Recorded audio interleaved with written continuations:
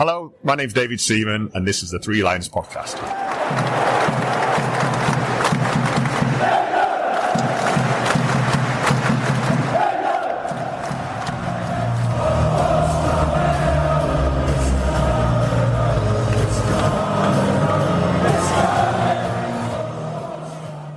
Hello and welcome to the Three Lions Podcast. My name is Russell Osborne, and this is an independent England football supporters award-winning podcast. I hope you're keeping well. Loads to get through on this episode.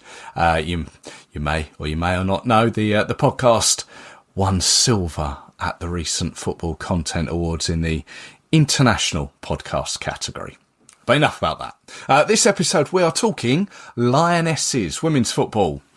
Just quickly before we do that, quick reminder, you can follow the show on various social media channels. Just search Three Lions Podcast on all the usual channels. Now, last time when we looked at the Lionesses, we were joined by Zoe Blanche from the Lionesses Den pub over in Gravesend. I'm pleased to say she returns once again. We haven't scared her off, so stay tuned for that, as we've got plenty to cover. Now, I'll get to the squad in a moment, but these two upcoming friendly matches are all part of the Lionesses Homecoming series. 4 matches around the country, playing in front of fans after we won the Euros for the second time in the summer. Coming up, we face China and Ghana. China is on the 29th of November. It's being played at Wembley. Now, the two sides have met before on 6 occasions, winning twice, losing 3, and a draw, most recently in the group stage of the 2023 World Cup, where the Lionesses won 6-1 in Adelaide.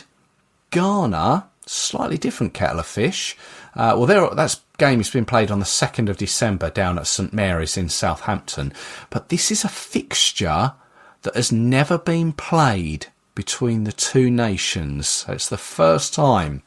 So that'll be exciting to see how that goes down. And interestingly, these homecoming games, the Lionesses have played teams from across the world, from different confederations, South America, Oceania, Asia, and then Africa. But as I say, last month we had mixed fortunes as we lost 2-1 to Brazil at the Etihad Stadium in Manchester. Brazil 2 up after 18 minutes and a player down by 21 as Angelina was dismissed.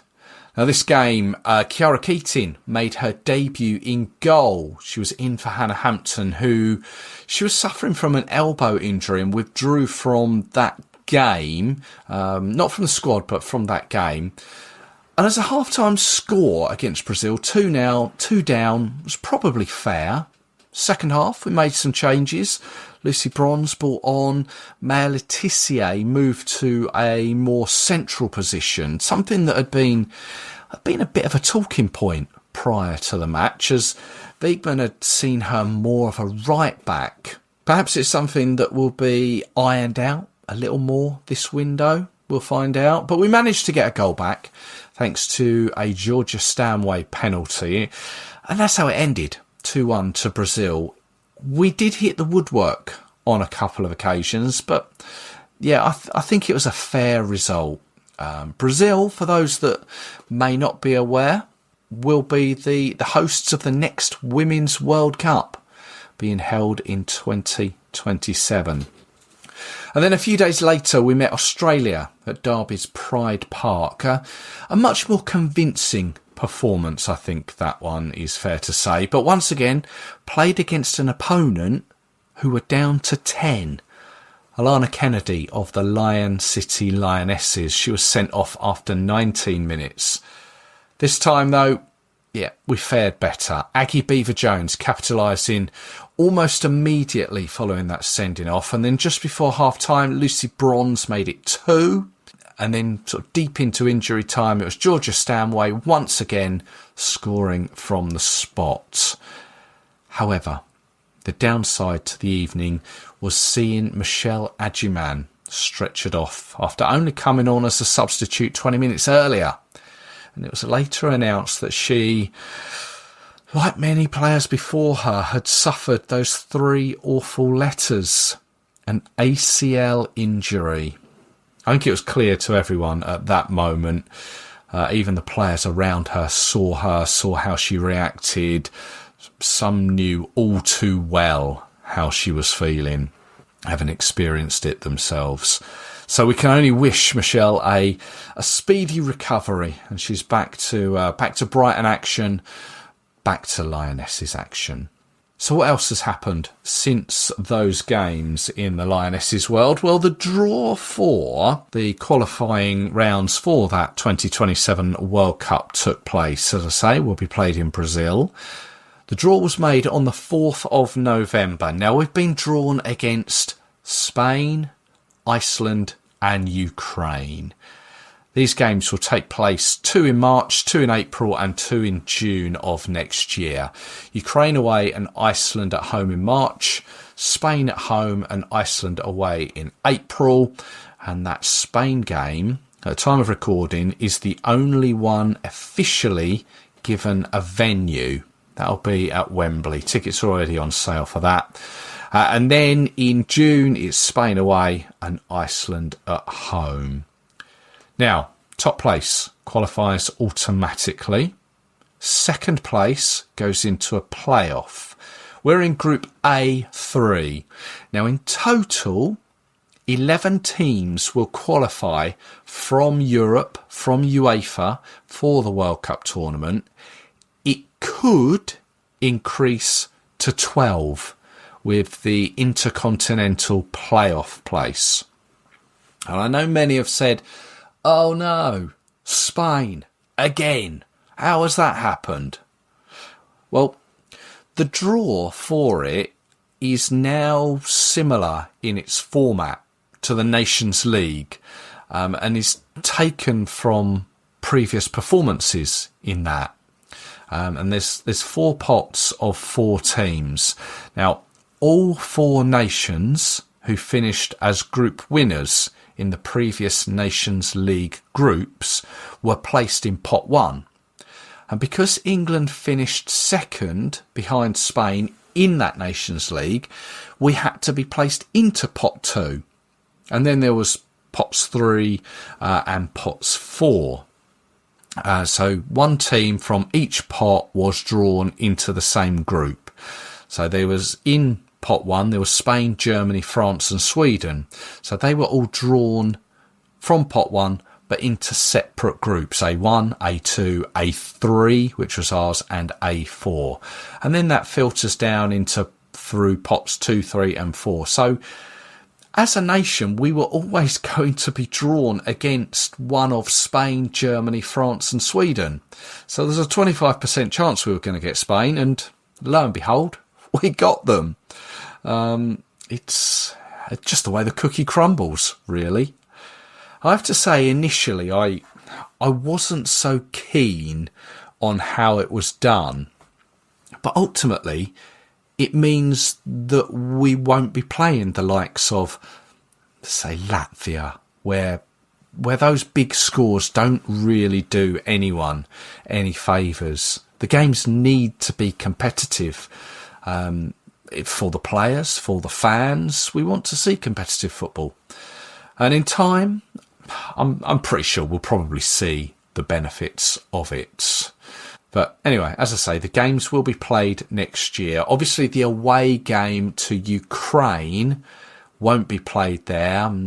One would assume, looking at where the men have played, it'll possibly be in Poland, or it could be in Germany.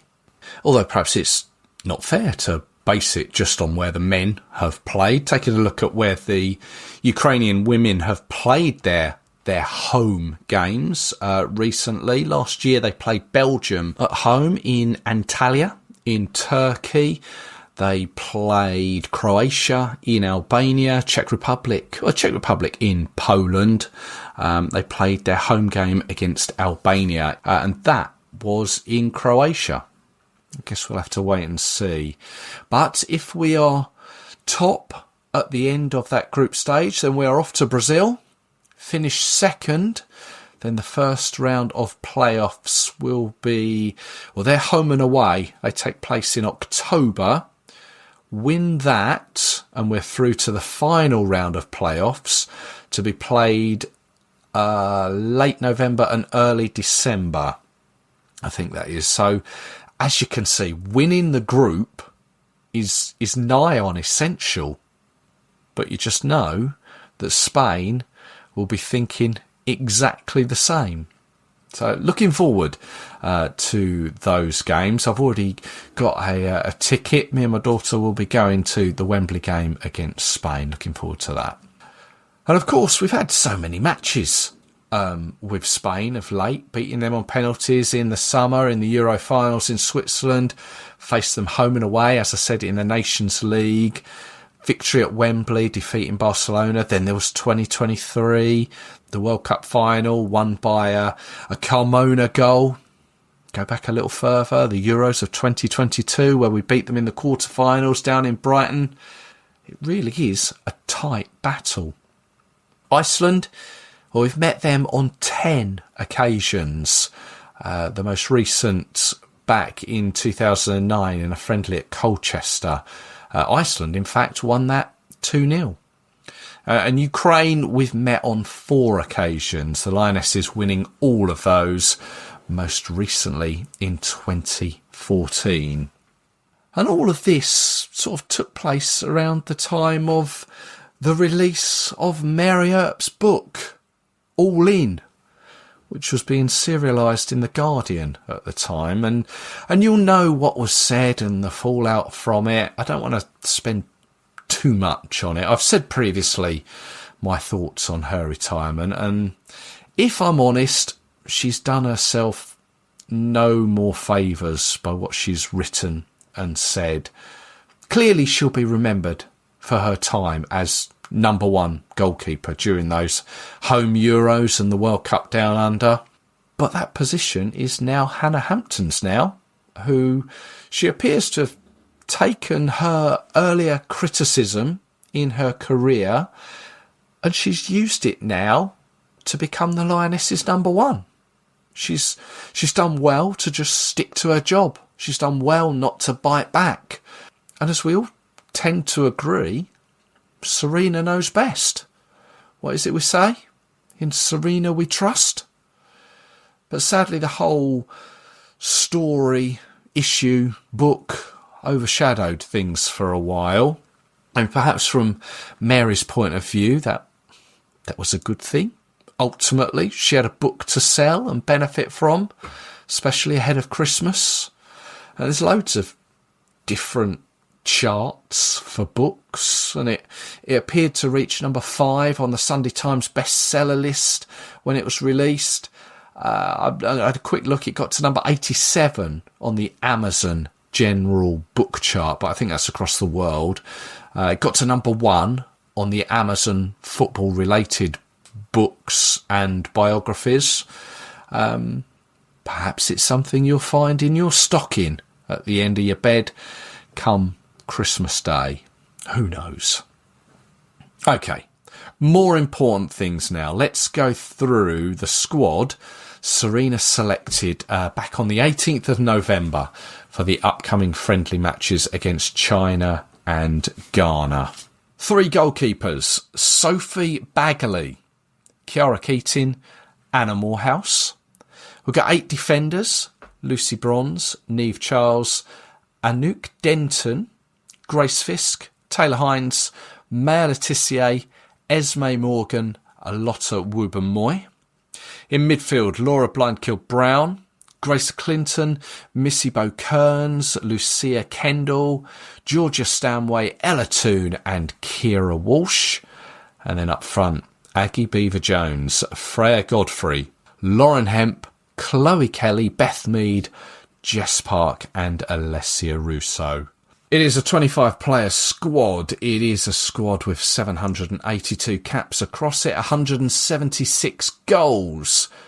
A squad with an average age of 25.2.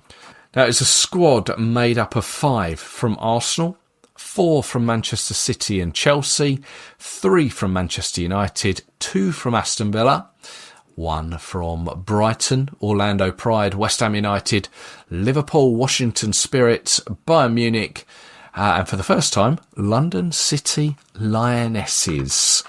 We have 5 uncapped players in the squad. 2 of those are goalkeepers, Sophie Baggerly of Brighton and Anna Morehouse, West Ham's Anouk Denton, Liverpool's Grace Fisk. Now, she was called up last month, but didn't make the pitch. And say for the first time, a London City Lioness, Freya Godfrey, first player to be called up from them. Lauren Hemp returns for the first time since the Euros, and Grace Clinton is back in the squad after withdrawing last time around due to injury. Taking a look at the stats, Beth Mead has the most goals with 37. Lucy Bronze is the eldest at 34, and Freya Godfrey is the youngest at just 20 years of age. Now, obviously, there are a few familiar faces missing still. No Leah Williamson. Alex Greenwood is out, both with knee injuries. Of course, we mentioned Michelle Adjuman, who suffered that ACL. Likewise, Katie Reid, who was in the squad last month and had to withdraw. She too has suffered an ACL injury. But this time around, there is no Hannah Hampton. She's got a thigh injury. And just referring back to what was happening between those October games and now, I'm sure she's big enough to take all the comments that was directed at her. But I wonder, in hindsight, having this injury and missing the games is a bit of a blessing. Considering all that has been said. Obviously, people have been asking once again Sarina Wiegman about the situation. I think it's ideal that Hannah Hampton doesn't have to face those questions right now. There's also no Lauren James. She's just returning from injury and slowly being reintroduced to the Chelsea side. If we just have a look at some of those uncapped players, especially in defence.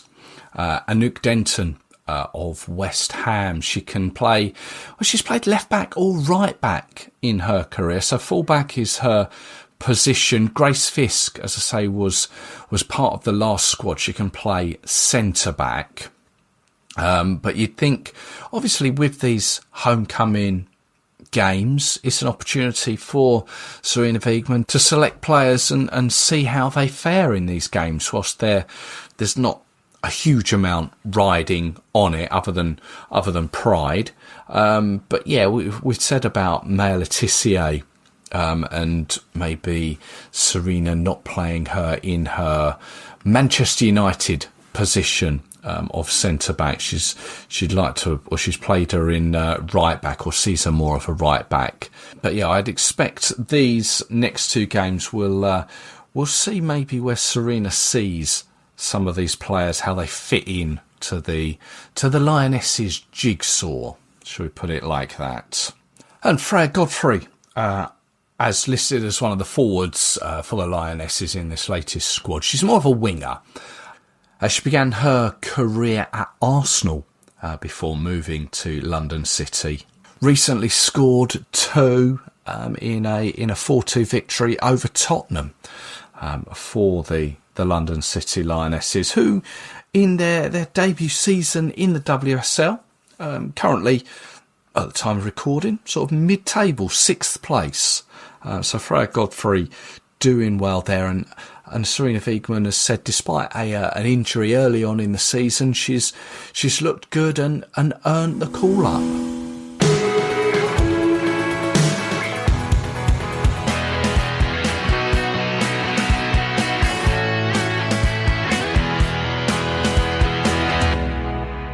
Right, let's welcome back Zoe from the Lionesses Den. Hello, yeah? You all right? Hello, you all right? Yes, Very well, thank you. I've got you on the screen. You're in the pub again. You've got your Christmas lights up.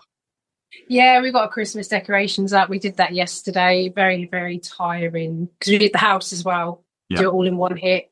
But then if you finish off in the pub, you can have a drink to chill. So that's exactly what we did. Sounds perfect. Perfect. Now, yeah. So we spoke to you last month for the first time. Went down really well. We spoke about those first two games, which were Brazil and Australia. Lionesses came away with one defeat and one win. Lost to Brazil, beat Australia. What did you make of those two games? The Brazil game, it's coming back to me now. I think I was trying to block it out my memory. That was so frustrating. I remember they just frustrate the hell out of you. They just bombard you. They're quite dirty. They play dirty. Wasn't an enjoyable watch at all because they just got right under our skin from the first whistle and we couldn't cope with them. I'm not denying the fact that they're a great team. Like, I don't keep up with them a lot. They've changed a lot over the years since like the days of Marta, but you know, they're quite a young side. They play the same as Brazil of old. You know, they're skillful, they're fiery, they will get under your skin. And if you allow them to do it, they've got you. So, and that showed, you know, if it weren't for the fact their player got sent off, I truly believe it would have been way more than what it was, the loss, definitely. I think, though, if we're looking to go to the World Cup in Brazil, then we need to be playing against these types of teams and their, I wouldn't say methods. I think it's fair to say the South American teams can be a little bit more aggressive or dirty in their nature. So we've got to be prepared for it, really, haven't we? Oh yeah, if you want to be the best, you got to beat the best. So, you know, Brazil are definitely up there. That, you know, they may not be the most what's the word I'm trying to think of, complete team, like the likes of America. Lionesses are pretty much they're there. Obviously they've won 2 trophies, so not too bad, but you know, they are the, you know, up there to win the World Cup. They got the home advantage as well, but you also got America, who are like managed by Emma Hayes, so she knows exactly half of the squad what their strengths and their weaknesses are. So playing these teams, you don't play them all the time, so it's nice to get that out of the way in a friendly, learn from it, because they did get under our skin very, very quickly. We got frustrated from the start, and we need to learn that they're going to do that to you, to do exactly what they did. And if you don't learn from it, then you're just going to get schooled in the World Cup. And that is the trophy we want now. So absolutely. And I guess, as I've mentioned on before speaking to you here, this homecoming series, we're playing teams from all across the world. There's no European teams. Like we played Australia, which we'll just mention in a moment, but coming up, we've got China from Asia and Ghana from Africa. So these are different teams that we're not going to be playing regularly in say, World Cup qualifying or the Nations League. So, yeah, a defeat to Brazil, but a victory against Australia. Yeah, Australia had a bone to pick with us. Obviously, we knocked them out of the World Cup last time, so they were always going to be at us. Luckily for them and for us, we matched them and better. So we play a lot of them in the league, that the WSL. Most of them in the WSL, so we know exactly what their players are like, their strengths and weaknesses. So we played them quite a lot of late as well. So it didn't surprise me we beat them, but at the same time, Australia are more than capable of beating any side if they play well. So I'm just pleased to get that win, give them a bit more confidence. Yeah, it's a game, obviously we won 3-0, but once again, unfortunately, another ACL injury, and this time for Michelle Agyman, who obviously we've seen progress on the scene so well recently. It's I don't know, why does this keep happening? Do you know what? I actually have a physiotherapy background. I don't know if I've mentioned that. Yeah. So straight away, when it happened, straight away, I said, that is her ACL. She's gone. She's gone for 9 months. That's her season over. I really can't answer it. There's so much research that's going into it. My personal view is there's a number of factors involved. I think so in medical terms, you've got the Q angle, which is basically from the hip to the knee. Women have wider hips naturally. So the angle, so with men, it would go pretty much straight down, hip to knee. Whereas women, it bends slightly. Okay. Bigger the hips, the more of the angle, which puts a lot more pressure on the knees. Obviously, women, especially athletes, their hips are slightly smaller than mine. So, for instance, I'm definitely not an athlete. So mine would be a lot larger, but it's still got that angle. That definitely has got to be a factor. They reckon the menstrual cycle, there's a factor because it makes the ligaments more lax at the time of the menstruating, something like that. They keep going on about the shoes. Personally, I don't think it's shoes. That's my personal view.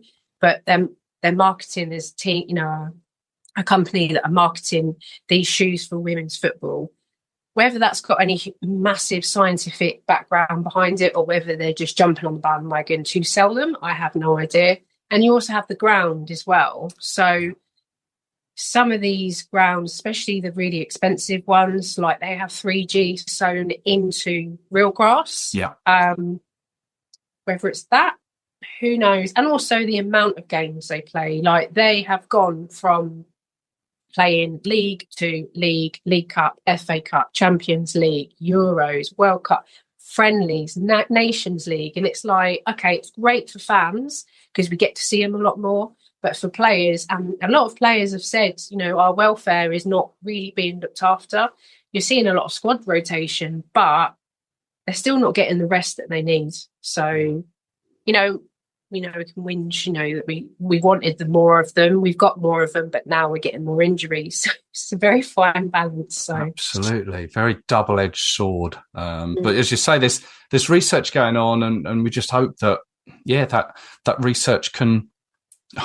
I don't know if it's going to bring a cure to it. I don't think that's ever going to happen, but at least we can hopefully find out why, and you can put measures in to help. And if it is reducing the amount of games, even if it's, I don't know, dare I say it, one less game a month, then it's just going to reduce that impact and those injuries. Yeah, I mean, I don't know if it is off the back of this. They've just announced that any team, I think it's just in the Women's Champions League, I'm not sure male, if they are in the Champions League, they will not play League Cup as of next season, maybe, or the season after. So that is due to, they're saying, player welfare and also sorting out games like this, the sort all that out. So yeah, that's interesting. League Cup has always been a bit of we've always called it a bit the Mickey Mouse Cup. But yeah, so that's interesting. That's literally come out today. Okay. Well, we'll wait and see how that materialises out. Just casting minds back to those games, there were a couple of players who made their debut in that Australia game. I thought Taylor Hines was exceptional when she came in at left back. But another player who was actually player of the match was Lucia Kendall. Were both great. Yeah, I mean, Kendall, for me, 100% player of the match. Like, she just turned up, bearing in mind this is a senior debut, she just rocked up and played like she was in the school playground, like just having a bit of fun in front of all these people. She was amazing. Like, I didn't know a lot about her before. She plays Aston Villa, I believe. Wow, what a player we've got on our hands. I mean, we are quite heavy in that attacking midfield, and I think we need to start looking for more defenders. Obviously, Taylor Hines comes in there. She is our answer to left back. We've always had that issue with left back because we use Alex Greenwood there a lot, but Alex Greenwood is a left central defender. Yeah. But naturally, I've done that before in my playing career. I've been moved about, and when you get moved out of position, it feels weird. So I can't imagine what it would be like at international level when you are playing the world's best players who are in their position and you're not. That's going to be difficult. So I do think Taylor Hines is the answer to left back. Finally, we have an answer. Now we've got to sort the right back out when Lucy Bronze goes. Yes. Yeah, so Lucy Bronze, it seems, can go on forever. But it's going to be... She needs to. Yeah, she needs to. It's going to be one hell of a challenge, whoever slots into that position. But it's good to see that Sarina she's introducing players. I think we said about this last time, that she can see there's this like evolve of the team coming through, and this latest squad, again, she's brought in a couple of new faces. I don't know what you know about. Is it Anouk Denton at West Ham? Grace Fisk came in. She came into the last squad but didn't play. She's at Liverpool. And then, I mean, we'll touch on the forwards in a moment, but Freya Godfrey is drafted into the squad. So she's slowly looking at some new players and just introducing them and having a look. Yeah, I mean, she has to. You know, you've got a World Cup coming up. You've got World Cup qualifiers coming up as well. You know, that's more extra players for these. And she also needs to see what they can do on the international stage, because they are our future. So I think, again, I'm not massive into like West Ham. I'm terrible. I tend to watch like a lot of the big teams, but West Ham, Denton, she's been making a lot of noise. I've got a friend who's a massive West Ham, so I'm sure she'll be able to tell you a lot more about it than me. But she must be doing something right, because Sarina has given her the nod. So, and Grace Fisk, she's always been up there. Unfortunately for her, we've got so many good central defenders. She just always wasn't quite enough to knock them off their pedestal. You know, you've got Leah Williamson. Who's going to drop Leah Williamson when she's in form? So no one ever. So, yeah. So it's good that she's broken through. I do honestly believe that is because Leah Williamson is not playing and Millie Bright's retired. So she needs to start finding these replacements. So was maybe, I don't know if criticised is the right word, but her use of Maya Letitia last month, where she seems to see her as a right back, but she's obviously for Manchester United, she's more central, and I think it was in the Australia game where she was forced to push her into central defence when she came on. But do you see her more as a central defender? Central, yes. Right back, no. And that's why I said we really need to sort that right back situation out, because, you know, Lucy Bronze is as much as she would love to continue forever. She's not. She's just not. Maya Letitia is central. She has been brilliant for Manchester United, player where she's best. Again, it's difficult because we do have some great central defenders. They're all chomping at the bit to try and get that nod from Sarina. But she did put her in central defence, and it completely changed. It actually showed, she can play central defence. She's very good at it. So, and she's going to know that. I think she's just trying to think of players she can slot in the right. You've got Neve Charles. Yeah. She can swap between left and right. She seems to do quite well with that. She's not a natural right back at all, but a bit like a Rachel Daly, she'll play wherever she's put because she just wants to put the England shirt on. But Maya Letitia for me is central, 100%. She showed that in that game. And whether that was forced or tactical, it worked. So it worked, yeah. Yeah, it. I'll just move up front. A player that I don't know if she gets the right amount of praise at the moment, but she's certainly made a stamp on her England career. Aggie Beever-Jones. Mm-hmm. She's a one. I know she's already present, but she's one for the future, really. I think, isn't she? I've been screaming her name for about 2 years. Right. This girl is brilliant. She is a pest. She will run at you all day, and she's now starting to reap the rewards of that. She scores goals for fun. Not long ago, up until her injury, she was scoring pretty much every single game, if not two a game. And Serena took her to the Euros. She hardly played her. And I'm like, what are you doing? Like, play this girl. She will run at them. She will score goals. She will make goals. And she's absolutely brilliant player. So you are right. She is definitely one for the future, but the near future, because you can't run Alessia Russo into the ground. Yes, she will run and run and run, but she's only human. And you do need that backup, because at some point Russo will get injured. I hope to God it is not before the World Cup, but course, yeah. you do need to give them practice at international level. She doesn't need it because she comes on and she scores. So, the statistics speak for themselves with her. So she needs to be played more, 100%. Yeah. 13 caps and 7 goals so far for Aggie Beever-Jones. And I think, these up-and-coming games, China and Ghana, she's got the opportunity to add to both of those tallies. What do you know about China and Ghana? Anything? Well, China, obviously of old, they were world beaters. They were amazing. So in the I'm showing my age now. 1990s, they were in the World Cup. 1999 against USA. Right. It was an unbelievable World Cup. I didn't watch it live. I was only a kid, but I did watch it later in life. And you had players like Sun Wen, who were just amazing. And, only USA only won on penalties. So, and there was like 90-odd thousand people at that final. Wow. Crazy. In the 1999.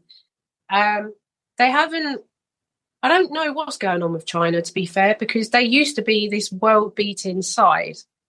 And they seem to have just dipped. It's like, I don't know if they're not, investing in that team anymore. I just don't know. It seems to be more Japan. Like, Japan are the team in Asia. They're amazing. And loads of their players came over here to play in the WSL. Don't really know many Chinese players that have come over. They seem to just stay over there. It's quite sad, really. Last time we beat them, I think it was 6-0 in the Euros. Now, I was sat there. I remember I was watching it in Box Park with my other half, and I thought, I don't know, this is going to be a tough one, thinking they were the same. And they're not. So, it shouldn't be hard, but I'll probably speak too soon. I mean, it's strange because China, obviously, the size of the country, and people will always say about football, why, be it the women's game, be it the men's game, why aren't they more of a force than they actually are? As a country, are they not invested in pushing their national team forward in a major sport? I don't know. It always seems a bit strange. Yeah, it's like they just don't invest in it anymore. I don't know. I mean, they tried to have the Chinese league years ago in the men's football. That didn't kick off very well at all. They were throwing money at it, and it just flatlined. Yeah. Everyone now goes to Saudi Arabia to play football, to basically retire and earn a ridiculous amount of money to swan off into the sunset with. But it's I don't know. It must be infrastructure. There's none there anymore. Yeah, and I've got to be honest, we've never played Ghana before. I don't know if you know anything about Ghana. No, I mean, I know what African teams are like, and they are so aggressive and physical. And I think Serena's been very clever with the 4 teams that we have played. They're all so different. So you've got Brazil, who are like really sassy and skillful and will frustrate you. Then you've got Australia, just very, very direct and will go head to head with you and are hardworking. You've got China, who they've got a history of being a great team, but not so much anymore. But don't rest on your laurels. They will be very similar to Japan. And then you have Ghana, who are really aggressive and physical. So they're all completely different, and they'll bring a lot of different feelings into being a player, trying to learn how to deal with these certain things. And that's exactly what will happen in the World Cup. You're going to have that. Yeah. Every single game will be completely different. And I think she's been really clever with the 4 that she's picked to play against. Yeah, no, ideal preparation. Let's just touch on the World Cup qualifying. we're put in a group with Spain, Ukraine, and Iceland. Spain again. Oh, it's just why are they obsessed with us? Like, seriously, like, what is wrong with them? It is. Oh, when I saw that draw, I was like, oh, you're joking, not again, because I can't cope when I watch them. I can't cope. It's so frightening to watch this team. Like, for me, I've said for years, Spain. I said probably about 4 years ago to my other half, Spain will win the World Cup. Yeah, she's like, really? I'm like, I promise you. They will win the World Cup. They are just, there's something about them. And here we are. They'll win everything. And playing against them in a qualifier, I mean, really, like, again, I know we've beat them before, but you have to play the best football you've ever played to beat them. You can't have a mediocre game because they will rip you to pieces. So I'm not impressed at all.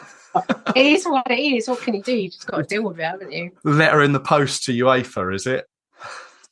Well, I bought my ticket. I am actually physically going to that Spain game at Wembley. So I'll have to just be upset about it whilst watching it live. You just got to get behind the team. Likewise, I've got a ticket for it too. But it's one of those games that it's, at this moment in time, it's the two best European teams going head to head with the best players that are available, really, isn't it? And you want to see a good game. Well, yeah, and it will be because we've developed this rivalry between them like over the last couple of years. And, you know, they know each other personally as well because they're starting to mix between the two leagues. So, you know, there's always this friendly rivalry. Yeah. But yeah, it's I'm not impressed. I'm not impressed. Got to go through it all over again. So, yeah. So whilst all that was going on, Mary Earps was in the news. Do I dare ask you your thoughts on Mary and the situation there? I mean, I've bought the book. I have yet to read the book. But from bits and pieces that I've heard about, obviously we've heard a lot about it. It's a difficult one because Mary wasn't necessarily wrong in what she was saying, because when all that happened, I don't know if you remember this, but Hannah Hampton used to be in the Lionesses squad. And then she got told to leave because of her attitude. And that was Serena. Serena said to her, don't return until basically you sort your attitude out. Now, we've had a few other team players that have played with Hannah Hampton in the past who have basically agreed with Mary. She got Marisha Littlejohn. She said in a podcast recently, she was a bit of an idiot. Like, you know, I'm not saying she is now. She was very young then. So Mary then being kicked off a pedestal, you know, she had an amazing career. Like, you can't take that away from the girl. Like, she's brought goalkeepers into the limelight. You know, we never really used to, you know, when do you ever see kids walking around with England goalkeeper shirts? You never did because they didn't sell them. That's right. You know, men's football, you had David Seaman years ago, you know, you've now got Pickford, but none of them pushed to have a goalkeeper shirt being sold. But there were so many people that were calling for a Mary Earps shirt. And she's like, yeah, well, why should they walk around with an outfield shirt with Earps on the back? It's not right. So she pushed for it and she won. You know, Nike had to basically walk with their tail between their legs because they were like, oh, they won't sell. Well, guess what? They did. Yeah. I got one. I managed to get one. It was so hard to get, by the way. So, yeah, you're getting pushed off a pedestal for being England number one. She worked so hard for it. And she's going to feel a bit bitter about it because it's like, okay, but you're rewarding bad behaviour. That's exactly what she said because of what happened before. So what she said wasn't wrong, but because it was almost like a private conversation, and she's put it in a book, I think there's a lot of players that have come out, like Lioness players, and they've said, not cool. Like, whatever happens in the England camp stays in the England camp. Yeah. And I think that's where the issue is. It was like, did you really need to have to put that in the book? So, yeah, it's... I'm a bit like this with it, really. Yeah, the one thing I would say to that, and I do get all of that, is that Hannah Hampton has then gone away and taken on board what she's been told. she's grown up a little bit more and realised that, you know what, if I want to be number one, I've got to A, knuckle down, and B, lose this attitude that's been pointed out to me. And it appears she's done that and worked hard enough to get that number one spot. Exactly. You're not going to be handed that on a plate. You know, No. You are England number one. That comes with so much responsibility. And she has sorted herself out. It's the same manager. So she's seen a difference. Must have done something right. Yeah, that was cool. That's cool. More positive side of things with the with 2 games to come, China and Ghana. Did I remember you saying that you're going to the China game? Yeah, going Saturday. So we're starting very, very early. We're going to Box Park at 11 o'clock in the morning. And then obviously the game. Got to behave myself. I'm back at work at 7 on Sunday morning. So need to be a bit careful. Yeah. Can we have two positive results? So that's what we want to know. I think so. Ghana will be a different one. They will have to deal with the physical side, but they're no strangers to that. So, you know, you've got Stanaway, who's like a Jack Russell. You know, she can cope with that all day. Doesn't matter. So I definitely think we could come away with 2 wins there. Be good to finish out that before Christmas and before those World Cup qualifiers start next year. Yes. Confidence breeds confidence. Yes. Zoe, thank you very much for your time, as always. Those lights up in the background there, I'm just going to wish you... You think you're the first person I'm going to wish Merry Christmas to. Oh, that's very early on in November. Merry Christmas to you. And congratulations on your award as well. That's brilliant. Well done. Oh, you're very kind. Thank you. You're welcome.